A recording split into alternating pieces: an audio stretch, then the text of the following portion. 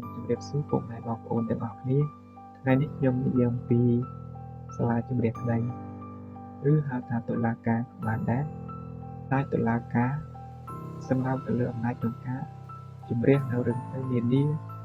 ទាំងរឿងក្តីរដ្ឋវិនីរឿងក្តីរដ្ឋបាលរឿងក្តីពាណិជ្ជកម្មរឿងក្តីការងារនិងបណ្ដឹងអាជ្ញាឬក៏បណ្ដឹងព្រំដែនអំណាចនេះមានប្រភពមកពីគោលការណ៍នៃការបែងចែកអំណាច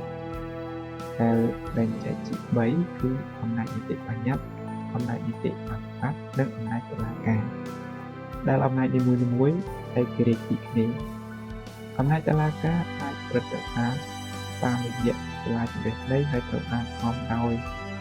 ស្ថាប័នអាយកានិងមហាអាយកាដែលសាលាជម្រះក្តីទាំងអស់ត្រូវនឹងជម្រះដោយផ្អែកទៅលើមូលដ្ឋានច្បាប់របស់រដ្ឋចំណែកឯក្នុងរឿងរដ្ឋប្រវេណីវិញរឿងក្តីរដ្ឋប្រវេណីបើច្បាប់ចែងមិនច្បាស់ឬច្បាប់មិនបានចែងត្រូវគេនឹងជម្រះដោយផ្អែកតាមទំនៀមទម្លាប់ប្រពៃណីពិចារណញាណឬក៏សមត្ថភាពនៅក្នុងសាលាជម្រះក្តីនេះខ្ញុំបានបែងចែកជាពីរផ្នែកគឺសាលាជម្រះក្តីនិងបុគ្គលិកនៃសាលាជម្រះក្តីផ្នែកទី1សាលាជម្រះក្តីសាលាជម្រះក្តីឬក៏តុលាការនៅព្រះរាជាណាចក្រកម្ពុជាត្រូវបានបែងចែកជាពីរលំដាប់គឺលំដាប់ជាន់ទាបនិងលំដាប់ជាន់ខ្ពស់សាលាជម្រះក្តីជាន់ទាបនៅកម្ពុជារួមមានតុលាការខេត្តក្រុងនិងតុលាការយោធាបច្ចុប្បន្ន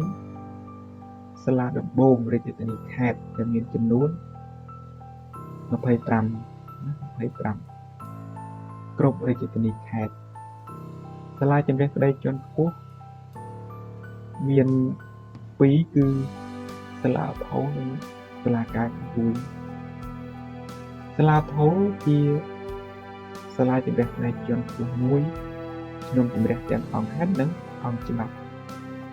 ហើយសាលាឧទ្ធរបច្ចុប្បន្នមានចំនួន4ទីតាំងឬក៏តំបន់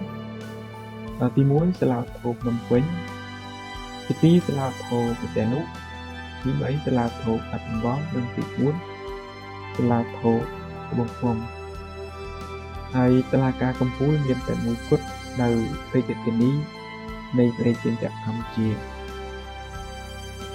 ចូលមកដល់ផ្នែកទី2បុគ្គលិកនៃសាលាជម្រះក្តីបុគ្គលិកនៃសាលាជម្រះក្តីរួមមានចៅក្រមប្រឡាំជី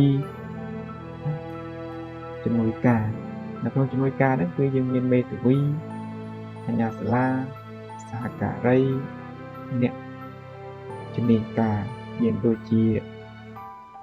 ពេទ្យឬក៏ខាងអ្នកជំនាញខាងស្ថាបត្យកម្មឬក៏អ្នកជំនាញផ្សេងទៀតក្នុងការចូលរួមជួយដល់តុលាការដើម្បីធ្វើកុសលវិច័យអញ្ចឹងទៅអញ្ចឹងការបកស្រាយទាក់ទងនឹង